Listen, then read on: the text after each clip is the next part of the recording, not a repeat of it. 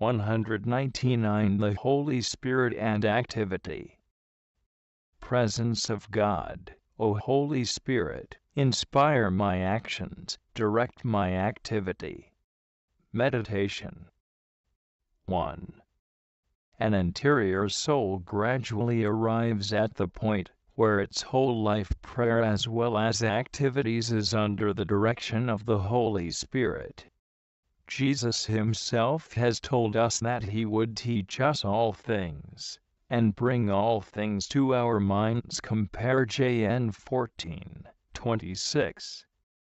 Let us first consider the activity which is so closely connected with the spiritual life, and which consists in trying to carry out, in the course of the day, the prayerful resolutions made daily, and also during our annual retreats, our monthly days of recollection, and our weekly confessions. Sometimes we make this an almost exclusively moral work, and not sufficiently a theological one. That is, we try to correct our faults, and practice the virtues with the intention of pleasing God, while remaining, as it were, aloof from Him. We labor alone, almost forgetting that there is someone within us who can not only help us, but can do the work better than we can. Our activity resembles that of a sailor, who is so busy rowing that he pays no attention to the direction of the wind, and thus receives no help from it. Certainly personal efforts are not to be neglected, but they should be expended in a more interior manner, that is, in a theological way, depending more upon God and the action of the Holy Spirit, rather than aimed directly at correcting a fault or acquiring a virtue. It would be much more profitable for us to maintain a continual dependence on the interior teacher, and to act only after listening to his intimate, silent voice. In short, it is a question of acting always in conformity with the interior movement of grace, with the inspirations of the Holy Spirit. Thus we transfer the reins of our interior life from our hands to His, entrusting it completely to His direction. 2.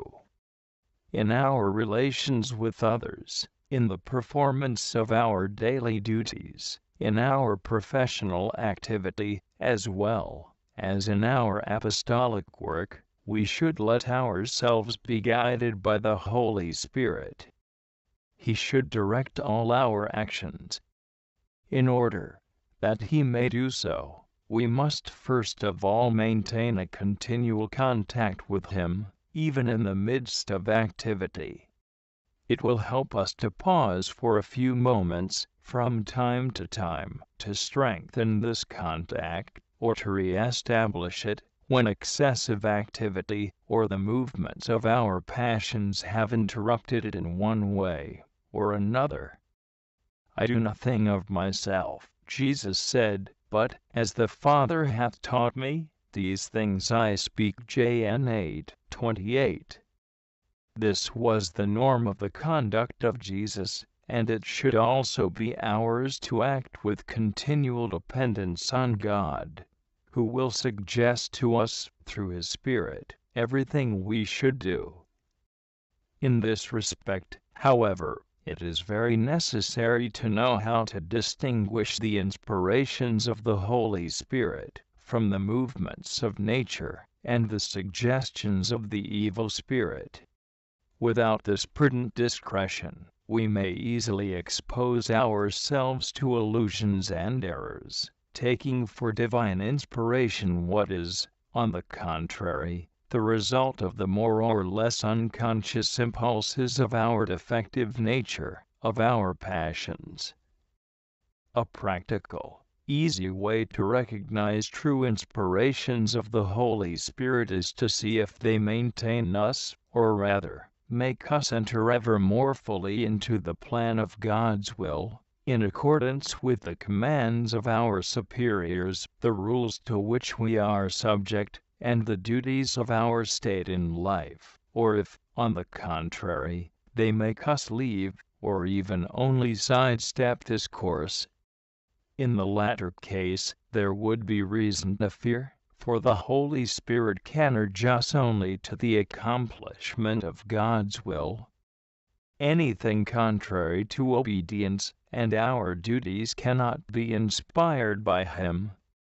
In doubtful cases, we should seek the advice of an enlightened, prudent person, and then, if we are really being led by the Holy Spirit, we will follow that person's opinion with docility, even if it is contrary to our own. The Holy Spirit, said Jesus, shall abide with you and shall be in you. Phn 14:17. What unpardonable folly it would be to act independently of Him, who has been given us to be our guide, our sanctifier. Colloquy. O Holy Spirit, you are the dispenser of the treasures contained in the Father's bosom, you are the treasurer of the counsels of the Father and the Word.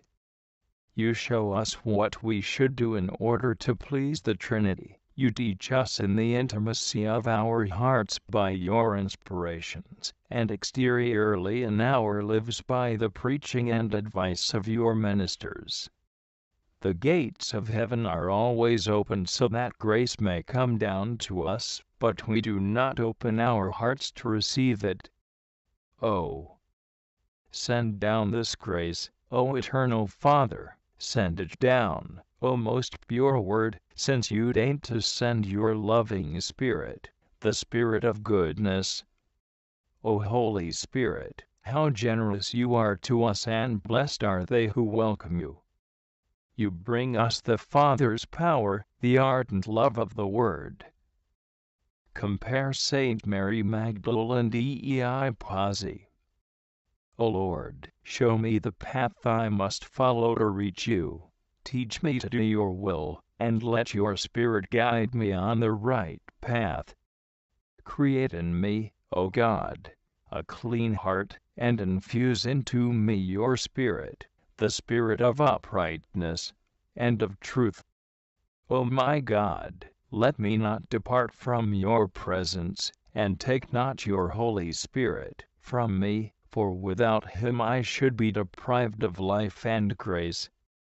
Sustain me, O God, by your magnanimous Spirit, without whom I can do nothing. Compare PS 142-50.